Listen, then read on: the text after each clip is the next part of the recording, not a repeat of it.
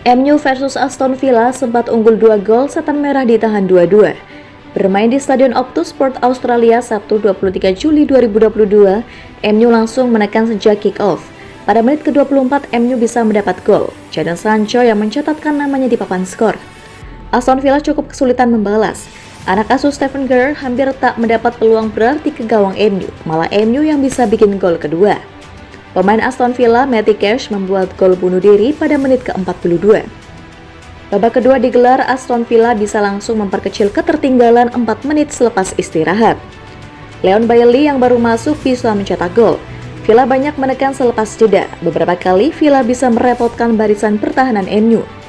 MU kemudian membuat banyak pergantian pemain. Pergantian itu tak banyak mengubah permainan setan merah. Villa terlihat mendominasi di babak kedua. Begitu juga MU yang gagal menciptakan peluang lagi. Sampai akhirnya MU kebobolan di masa injury time. Callum Chambers bisa menyundul masuk bola kiriman dari sepak pojok dan mengubah skor menjadi 2-2. Kedudukan imbang bertahan hingga laga bubar. Hasil ini sekaligus menyudahi rentetan kemenangan MU selama pramusim di bawah arahan manajer anyar Erik ten Hag. Setelah bisa menekuk Liverpool, Melbourne Victory dan Crystal Palace, Manchester United ditahan Aston Villa.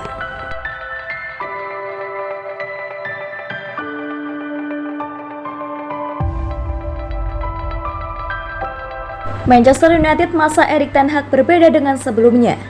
MU di tangan Erik ten Hag berbeda dengan MU sebelumnya, terutama terlihat saat laga pramusim. The Red Devils yang sekarang bukanlah yang sebelumnya. Pemain MU Jadon Sancho mengakui Erik ten Hag membawa harapan baru untuk setan merah. Perubahan besar terjadi di tubuh klub yang bermarkas di Old Trafford ini.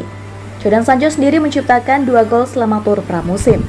Ia pun memuji Erik ten Hag, menurutnya MU saat ini sangat jauh berbeda dengan sebelumnya. Dikatakan Jadon Sancho, MU bisa menjadi tim yang berbeda meski pemain yang dimiliki tetap sama. Melihat fakta ini, ia optimistis MU bisa menjadi lebih baik di musim depan. Pramusim ini kami memiliki pemain yang sama tetapi sepertinya tim yang sama sekali berbeda. Dan saya pikir itu adalah sesuatu yang sedang kami kerjakan. Saya rasa kami juga menjadi lebih baik. Manajer menekankan betul ikatan tim, bersenang-senang bersama dan melakukan hal-hal seperti makan malam tim dan hal-hal seperti itu. Jadi ya itu membantu banget, ungkapnya. Seperti diketahui MU memang terseok-seok di musim lalu. MU mengalami kesulitan sejak dilatih oleh Granit Solskjaer dan dipimpin Ralf Rangnick. Raksasa Manchester itu hanya berhasil finish ke-6 di Liga Inggris dan gagal di semua kejuaraan.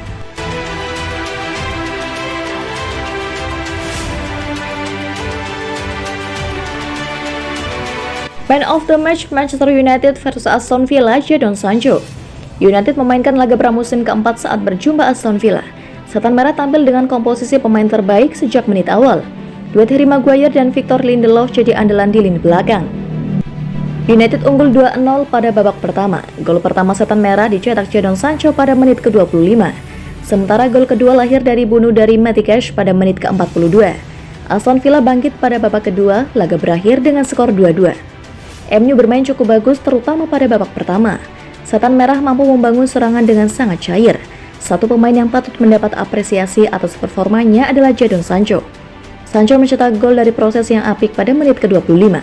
Ini adalah gol yang melibatkan semua pemain depan United. Bruno Fernandes, Anthony Martial, Marcus Rashford hingga Luke Shaw terlibat dalam prosesnya. Sancho masih pada babak pertama juga sempat punya peluang bagus usai melakukan aksi solo run. Hanya saja sepakan keras Sancho masih bisa diblokir per Aston Villa. Pada babak kedua, ketika Sancho diganti, serangan United menurun. Sancho digantikan Hannibal Mejbri pada menit ke-67.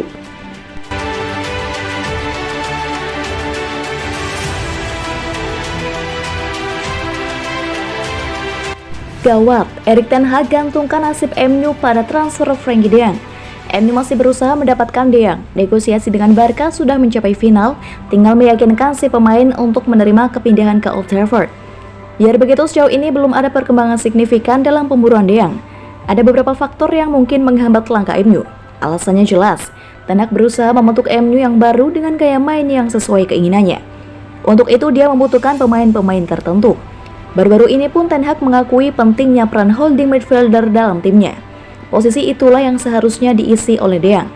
Kami mencari pemain yang bisa bermain di posisi holding midfield, tetapi tentu harus pemain yang tepat. Tidak banyak pemain di posisi itu yang bisa bermain di level yang kami mau, ujar Ten Hag.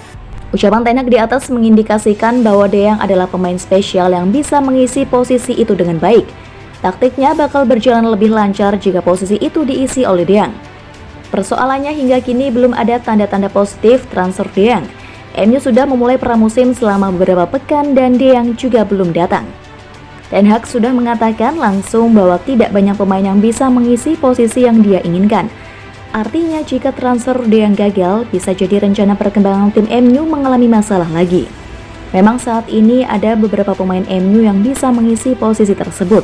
Namun mungkin saja keberhasilan MU musim depan bergantung pada transfer De Jong.